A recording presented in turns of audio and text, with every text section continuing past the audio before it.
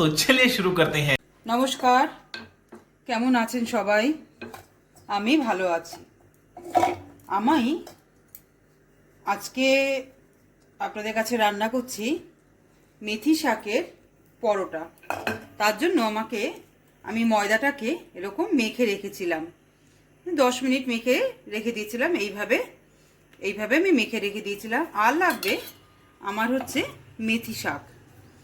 মেথি শাককে আমি হালকা একটু জল দিয়ে, সামান্য একটু জল দিয়ে, যাতে ওই শাকের গায়েই জলটা লেগে থাকে, মানে এই জলটা টেনে যায়, শাকের মধ্যেই জলটা টেনে যায়, সেইভাবে আমি মেথি শাকটাকে এইভাবে রেখেছিলাম।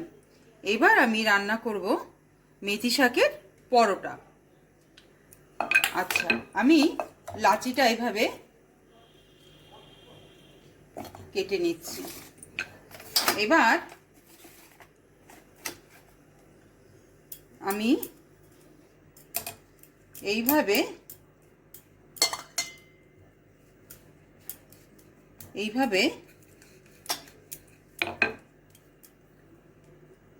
এর মধ্যে শাকটাকে ভরে দেব।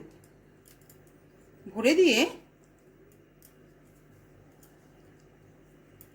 এইভাবে একে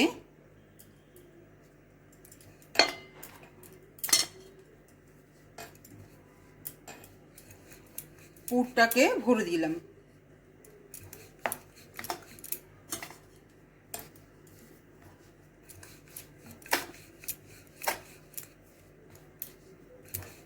এটা এর মধ্যে সস দিয়েও খাওয়া যায় গরম গরম, আর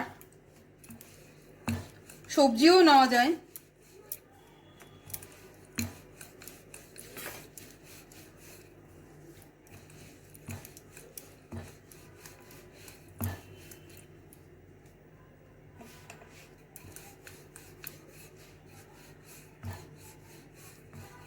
এই হলো, এইভাবে আমি একে ভাজবো। এবার আমি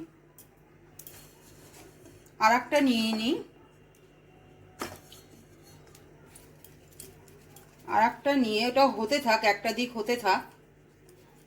আর একটা নিয়ে আমি সেম প্রসেসে একে আমি মেথি শাকটা ভরে দেব। মেথি শাকের গন্ধ তো খুব ভালো, খাওয়াও উপকার। মেথি শাক খাওয়া খুব উপকার, এই সময়টা মেথি শাকটা ওঠে। এইভাবে আমি এবার আমি একে বেলে নেব।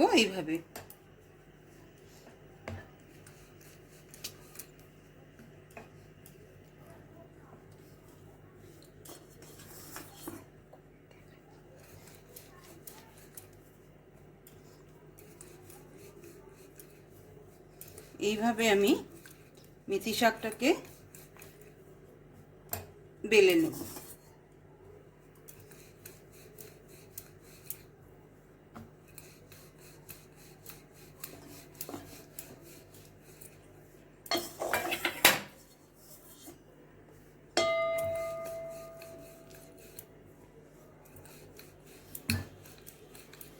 আমার একটা দিক হয়ে গেছে, আমার আর একটা দিক এইভাবে উল্টে নেব।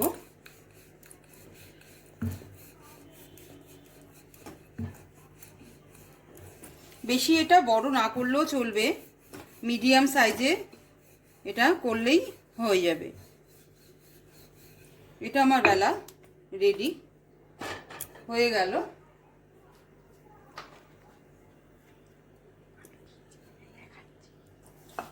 আমি এটাকে ভেজে নিয়ে দেখাচ্ছি আপনাদেরকে। এই হলো আমার মেথি শাকের পরোটা। খেয়ে দেখবেন বন্ধুরা, খুবই ভালো লাগে। মেথি শাকের ফ্লেভার এমনিই খুব সুন্দর, আর এই সময় তো মেথি শাক প্রচণ্ড পরিমাণে পাওয়া যাচ্ছে, ফ্রেশ মেথি শাক পাওয়া যাচ্ছে, তো খেতে কিন্তু দুর্দান্ত লাগে। আমি এবার এই হলো আমার মেথি শাকের পরোটা রেডি। আমি এতে একটু সস দেব।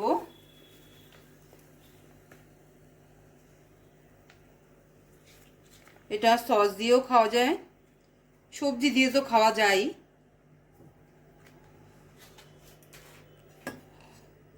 এই হলো আমার মেথি শাকের পরোটা রেডি। আপনারা রান্না করে খেয়ে বলবেন, কমেন্ট করে জানাবেন কেমন হলো আমার এই রেসিপিটা। আর ভালো লাগলে একটি লাইক, কমেন্ট, শেয়ার, একটু সাবস্ক্রাইব করে দেবেন প্লিজ।